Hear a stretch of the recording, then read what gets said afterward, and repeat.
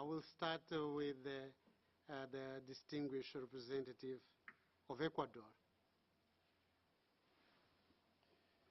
Thank you, Chair.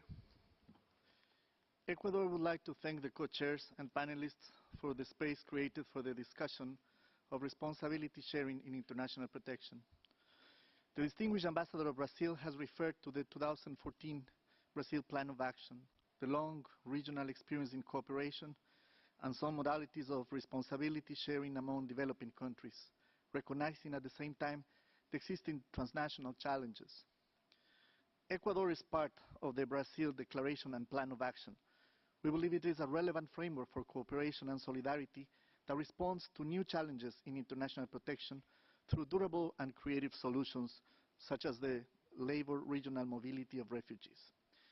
In this context, it is worth to say that Ecuador has developed modalities for protection way before the Brazil Plan of Action that have been recognized by UNHCR as a world referent.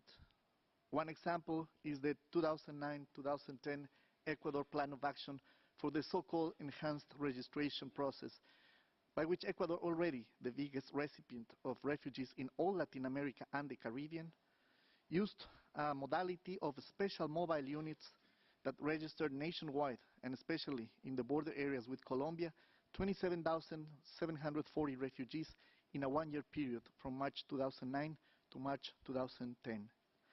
As Undersecretary in charge of that process at the Ministry of Foreign Affairs during part of that process of massive recognition of the status of refugee, I can assure that the lessons learned, not only positive lessons, are worth to be considered in the construction of a global compact.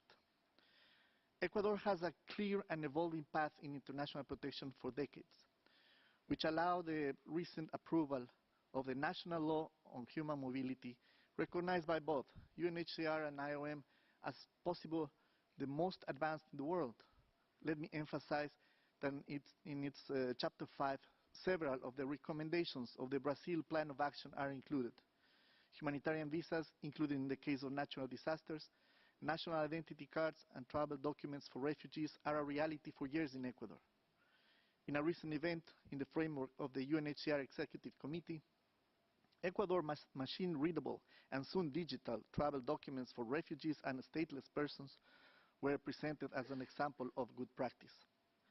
Having the highest number of refugees in Latin America and the Caribbean, there are no mobility restrictions for refugees in Ecuador.